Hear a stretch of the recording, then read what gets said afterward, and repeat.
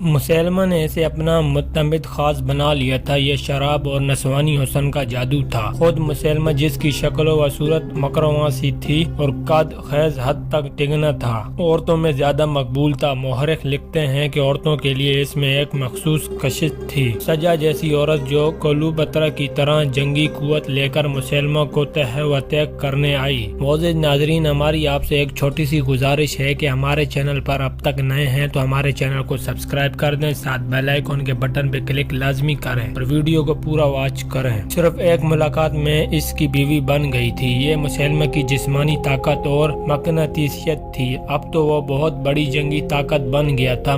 اکرمہ اور شرجیل کو پسپا کر کے اس کے اپنے اور اس کے لشکر کے حوصلے بڑھ گئے تھے۔ وہ اب مدینہ پر چڑھائی کی باتیں کر رہا تھا۔ وہ دربار میں بیٹھا نہار الرجال سے کہہ رہا تھا کہ مدینہ کی طرف کوچ کی تیاری کرنی چاہیے۔ نہار الرجال کچھ کہنے بھی نہیں پایا تھا کہ مسلمہ کو اطلاع دی گئی کہ ایک جاسوس آیا ہے۔ مسلمہ نے اسے فوراً بلا لیا۔ مسلمانوں کا لشکر آ رہا ہے، جاسوس نے کہا۔ تعداد 10 اور 15 ہزار کے درمیان ہے۔ تم نے جب دیکھا یہ لشکر کہاں تھا؟ مسلمہ نے پوچھا۔ وادی حنیفہ سے کچھ دور تھا، جاسوس نے کہا۔ اب اور آگے آ چکا ہوگا۔ ان بدبختوں کو موت وادی حنیفہ میں لے آئی ہے۔ مسلمہ نے روعانت سے کہا۔ انہیں معلوم نہیں کہ ان کا 10-15 ہزار کا لشکر میرے 40,000 شہروں کے ہاتھوں چیرا پھاڑا جائے گا۔ وہ اٹھ کھڑا ہوا۔ تمام درباری احترام کے لیے اٹھے۔ وہ نہار الرجال کو ساتھ لے کر دربار سے نکل گیا۔ اس نے اپنا گھوڑا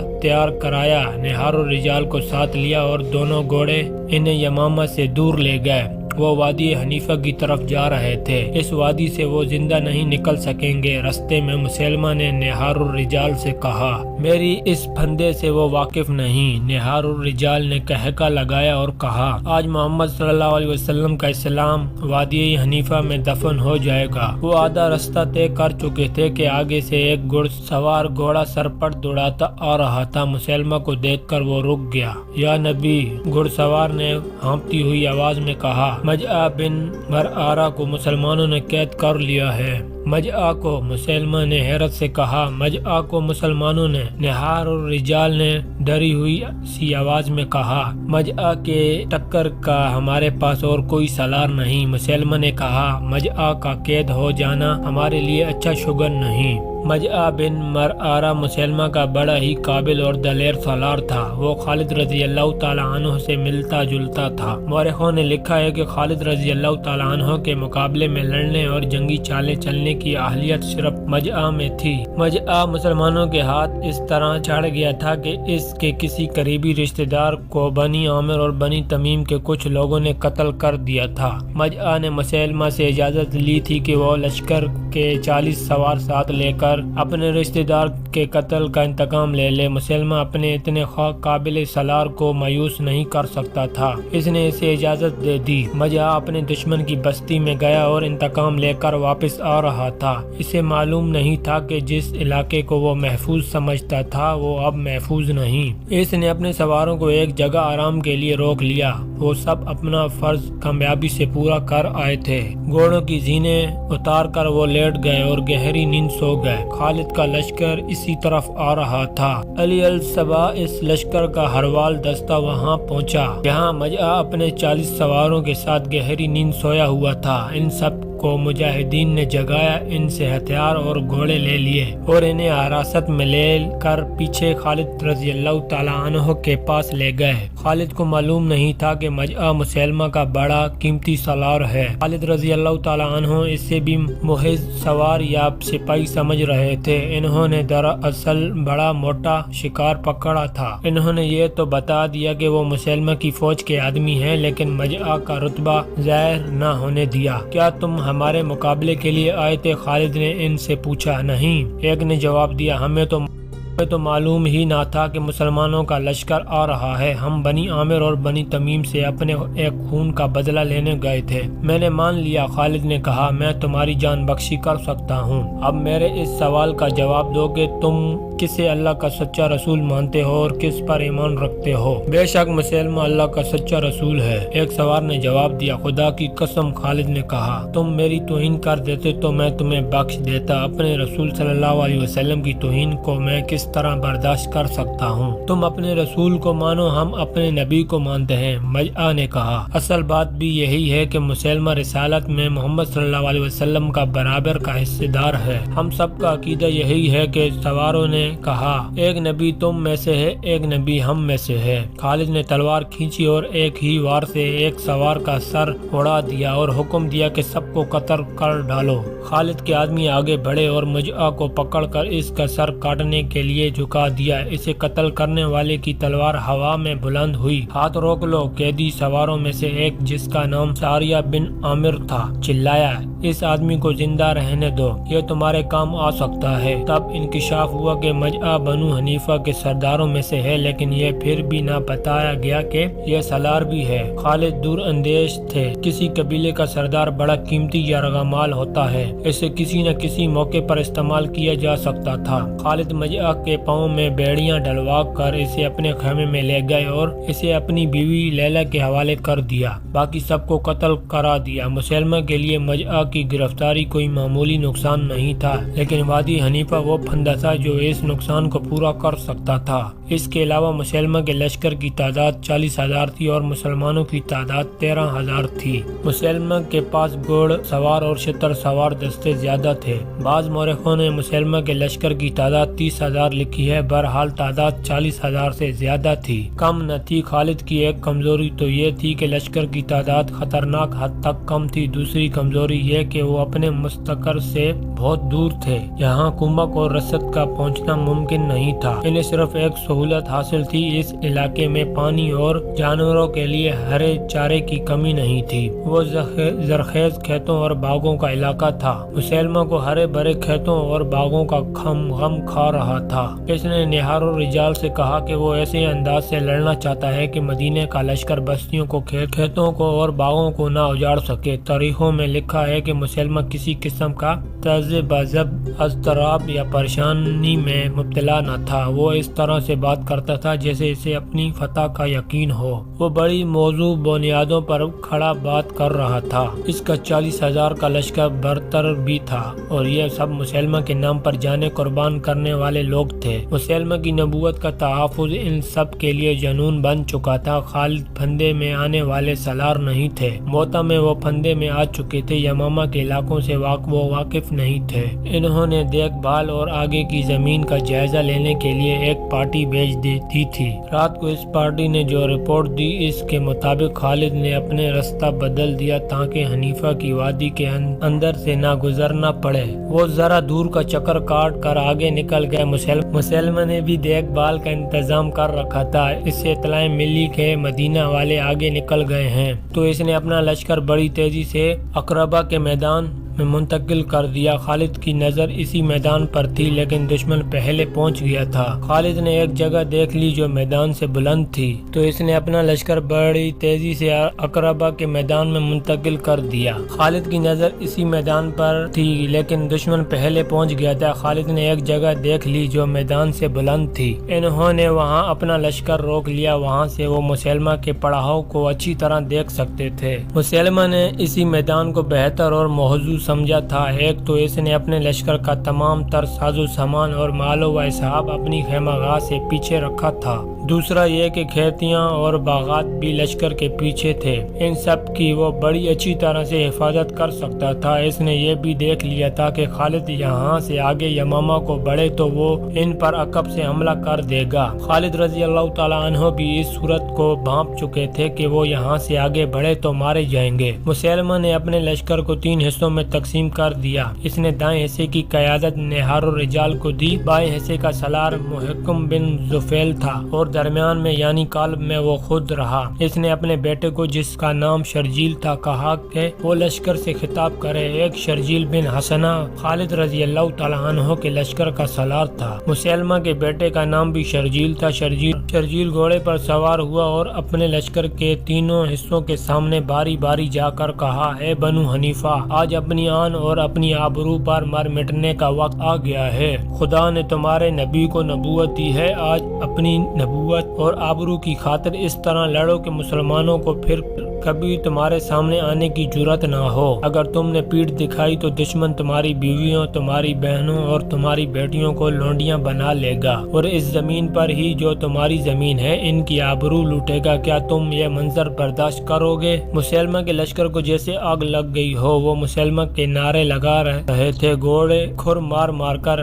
ہنانے لگے۔ خالد اس صورتحال کا مقابلہ کرنے کے لیے تیار تھے کہ مسیلمہ کا لشکر ان پر فوراً حملہ کر دے گا۔ نفری کی افراد کے زور پر مسیلمہ کا حملہ کر دینا چاہیے تھا، لیکن مورخ لکھتے ہیں کہ وہ جنگ کے فن میں مہارت رکھتا تھا، اس نے حملے میں پہل نہ کی۔ اس کا خیال تھا کہ پہل خالد رضی اللہ تعالیٰ عنہ حملہ کرے اور دفاع میں لڑا جائے، اور جب مسلمان تھک جائیں تو دائیں بائیں سے حملہ کر کے انہیں ختم کر دیا جائے۔ اس دور کی تحریریں بتاتی ہیں کہ خالد مسیلمہ کی چال نہ سمجھ سکے۔ انہوں نے اپنے سالاروں سے کہا کہ مرتدین سے آمنے سامنے کی جنگ اس طرح لڑی جائے کہ اسے اپنے دستوں کو ادھر ادھر کرنے کی مہلت نہ ملے اور وہ دفاعی لڑائی لڑتا رہے۔ خالد کو توقع تھی کہ 13,000 سے 40,000 کو اسی طریقے سے شکست دی جا سکتی ہے جیسے کوئی چال چلنے کا موقع نہ دیا جائے۔ اس وقت کے رواج کے مطابق خالد کو بھی ضرورت محسوس ہوئی کہ اپنے لشکر کا حوصلہ بڑھائیں۔ خلیفۃ المسلمین نے خالد کی مدد کے لیے جو دستے بھیجے تھے ان میں قرآن کے حافظ اور خوش الحان قاری بھی خاصی تعداد میں تھے۔ اس دور کے حافظ قرآن اور قاری ماہر تیغ زن اور لڑنے والے بھی ہوتے تھے، مسجدوں میں بیٹھے رہنے والے لوگ نہیں تھے۔ اس کے علاوہ خالد رضی اللہ تعالیٰ عنہ کے ساتھ وہ لوگ بھی تھے جنہوں نے ہر میدان میں اپنے سے کئی گنا طاقتور دشمن کو شکستیں دی تھی۔ خالد کے لشکر میں عمر کے بھائی زید بن الخطاب رضی اللہ تعالیٰ عنہ اور ان کے بیٹے عبداللہ رضی اللہ تعالیٰ عنہ بھی تھے۔ اس کے علاوہ ابو دجانہ بھی تھے جو جنگ احد میں ان تیروں کے سامنے کھڑے ہو گئے تھے جو رسول کریم صلی اللہ علیہ وسلم پر آ رہے تھے۔ انہوں نے اپنے جسم کی آپ صلی اللہ علیہ وسلم کی ڈال بنا دیا تھا۔ خلیفۃ المسلمین کے بیٹے عبد الرحمن بھی تھے اور ایک خاتون ام عمارہ اپنے بیٹے کے ساتھ گئی تھی۔ ام عمارہ جنگ احد میں باقاعدہ لڑی تھی۔ ان کے علاوہ وحشی نام کا حبشی بھی خالد کے ساتھ تھا جس کی پھینکی ہوئی برچھی نشانے سے بال برابر ادھر ادھر نہیں ہوتی تھی۔ قبول اسلام سے پہلے جنگ احد میں اسی وحشی نے حمزہ کو برچھی پھینک کر شہید کیا تھا۔ مجاہدین کا لشکر تعداد میں تو کم تھا لیکن جوش و جہاد اور جذبے کے لحاظ سے کم تر نہ تھا۔ خالد رضی اللہ تعالیٰ عنہ نے خود بھی اپنے لشکر کا حوصلہ بڑھایا اور قرآن کے حافظوں اور قاریوں سے کہا کہ وہ مجاہدین مدینہ کو آیات قرآنی سنا کر بتائیں کہ وہ گھروں سے اتنی دور کس مقصد کے لیے لڑنے آئے ہیں۔ قاری اپنی پر اثر آوازوں میں لشکر کو وہ آیات سنانے لگے جن میں مسلمانوں کے لیے جہاد فرض قرار دیا گیا ہے۔ یہ سلسلہ رات بھر چلتا رہا۔ اللہ کے سوا اور کون تھا جو ان قلیل تعداد مجاہدین اسلام کی مدد کرتا؟ مورخین کے مطابق مجاہدین کے اس لشکر نے تمام رات عبادت اور دعاؤں میں گزار دی۔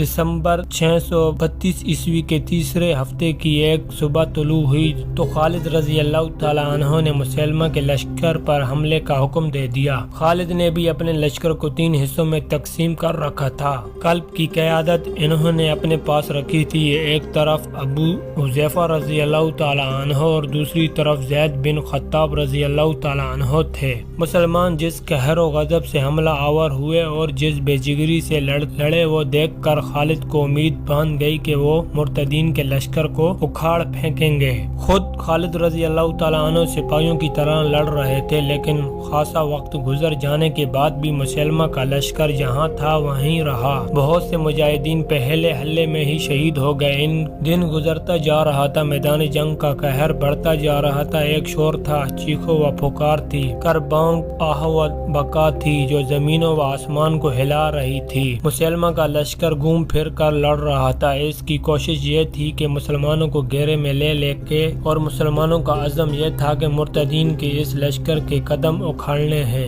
اور یمامہ پر قبضہ کرنا ہے۔ دونوں لشکر اپنی اپنی کوششوں میں ناکام ہو رہے تھے۔ اگر کامیاب تھا تو وہ مسلمہ کا لشکر تھا۔ مسلمہ بہت چالاک اور ہوشیار جنگی قائد تھا۔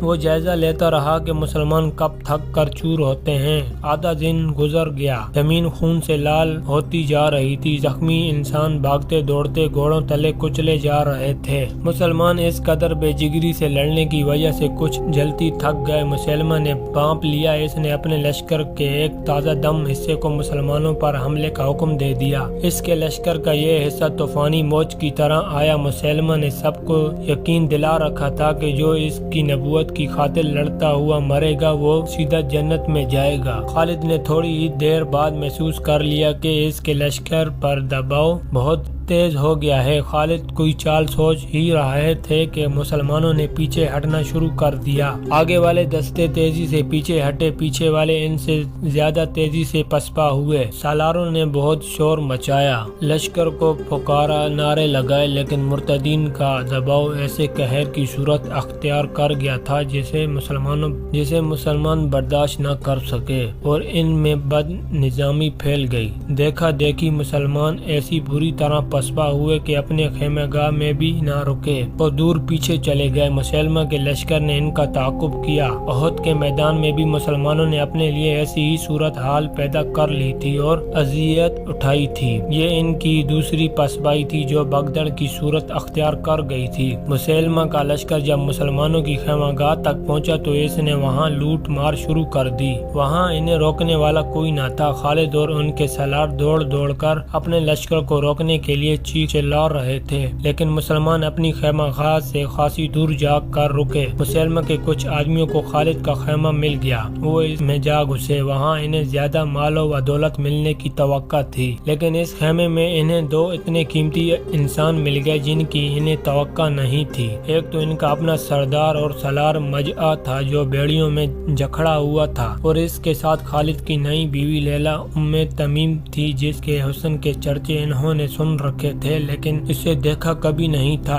मजआ को तो इन्होंने पहचान लिया। लैला के मुतालिक इन्हें मजआ ने बताया कि ये कौन है। बैक वक्त 2-3 आदमी लैला की तरफ लपके और वो इसे कत्ल करना या अपने साथ ले जाना चाहते थे। रुक जाओ, इनके कैदी सरदार मजआ ने हुक्म दिया। दुश्मन के आदमियों के पीछे जाओ। अभी औरतों के पीछे पड़ने का वक्त नहीं। मैं अब इसका नहीं, ये मेरी कैदी है।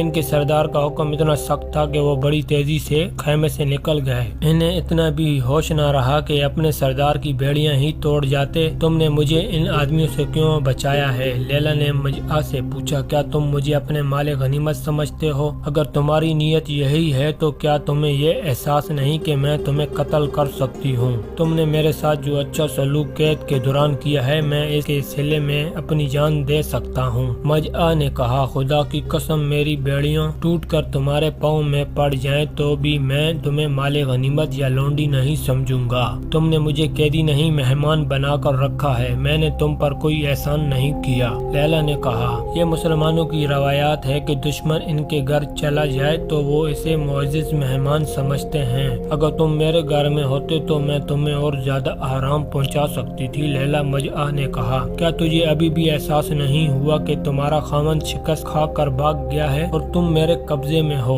फतह और शिकस्त का फैसला खुदा करेगा। लैला ने जवाब दिया, मेरा खावंद इससे ज्यादा सख्त चोटें बर्दाश्त कर सकता है। कम फहम खातून, मजआ ने फातिहाना मुस्कुराहट से कहा, क्या तुझे अभी तक एहसास नहीं हुआ कि खुदा मुसलमा के साथ है जो इसका सच्चा नबी है? मोहम्मद सल्लल्लाहु अलैहि वसल्लम की रिसालत सच्ची होती। मजआ लैला ने गरज कर इसकी बात वहाँ खत्म कर दी और बोली, अगर तूने मोहम्मद सल्लल्लाहु अलैहि वसल्लम की रिसालत के खिलाफ कोई बात की तो मुझ पर तेरा कत्ल फर्ज हो जाएगा। मैं देख रही हूँ कि मेरा लश्कर मुझे इस खेमागाह में अकेला छोड़कर भाग गया है, जहाँ मेरे दीन के दुश्मन लूट मार कर रहे हैं, लेकिन मेरे दिल पर जरा सा भी खौफ नहीं। खौफ इसलिए नहीं कि मुझे अल्लाह पर पूरा भरोसा है। मजआ खामोश रहा और वो कुछ देर नजरें लैला के चेहरे पर गाड़े रहा। बाहर फाते लश्कर का फातिहाना गलो गुबाड़ा था। वो मुसलमानों के खेमों में को फाड़ फाड़ कर इनके टुकड़े बखेर रहे थे। मजआ और लैला को तवक्का थी कि अभी मुसलमा के आदमी आएंगे और दोनों को साथ ले जाएंगे, लेकिन अचानक गलो गुबाड़ खत्म हो गया और लूट मार करने वाले लोग भागते दौड़ते खेमागाह से निकल गए।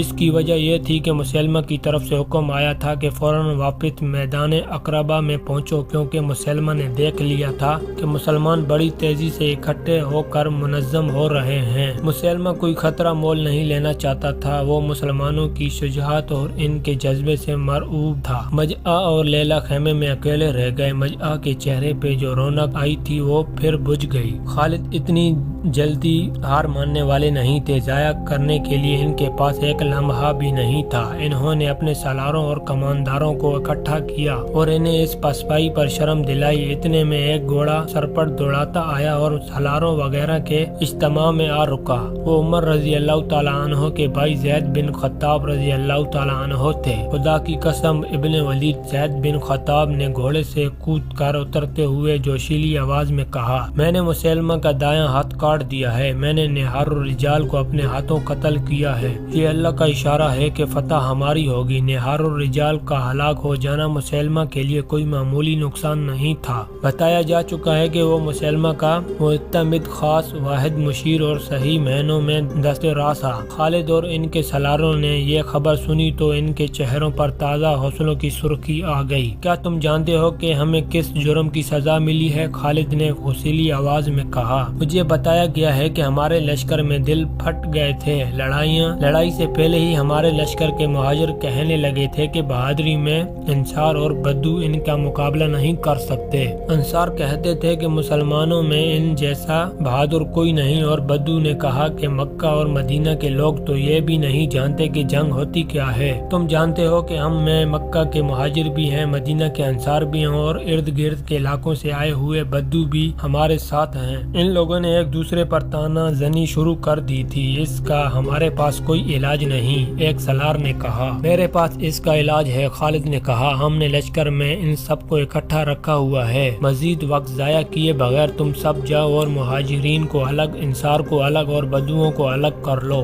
تھوڑے سے وقت میں خالد کے حکم کی تعمیل ہو گئی۔ لشکر 3 حصوں میں تقسیم ہو چکا تھا، ایک حصہ مہاجر کا، دوسرا انصاروں کا اور تیسرا بدوؤں کا تھا۔ خالد گھوڑے پر سوار ان کے سامنے جا کھڑے ہوئے۔ اللہ کے سپاہیوں، خالد نے بڑی بلند آواز میں کہا، ہم نے میدان میں پیٹھ دکھا کر دشمن کے لیے ہنسی اور تانا زنی کا موقع پیدا کر دیا ہے۔ کون کہہ سکتا ہے کہ تم میں سے کون بہادری سے لڑا اور کون سب سے پہلے بھاگ اٹھا، مہاجرین، انصار یا بدو؟ اب میں نے تمہیں اس لیے الگ الگ کر دیا ہے کہ دشمن پر فوراً جوابی حملہ کرنا ہے۔ اب دیکھیں گے کہ تم میں سے کون کتنا بہادر ہے۔ بہادری اور بزدلی کا فیصلہ تانے زنی سے نہیں کیا جا سکتا۔ میدان میں کچھ کر کے دکھاؤ، لیکن احتیاط کو ہاتھ سے نہ جانے دینا۔ رسول اللہ صلی اللہ علیہ وسلم نے تمہیں جس باہمی پیار کا سبق دیا تھا وہ بھول نہ جانا۔ تم میں سے کوئی گروہ دشمن کے دباؤ کو برداشت نہ کرتے ہوئے پیچھے ہٹے تو دوسرے گروہ اس کی مدد کو پہنچے۔ ہمیں دشمن پر ثابت کرنا ہے کہ مسلمہ جھوٹا نبی ہے۔ اگر ہم شکست کھا گئے تو یہ جھوٹی نبوت ہم پر مسلط ہو جائے گی اور ہم مسلمہ کے غلام اور ہماری عورتیں مرتدین کی لونڈیاں بن جائیں گی۔ خالد کے یہ الفاظ ان تیروں کی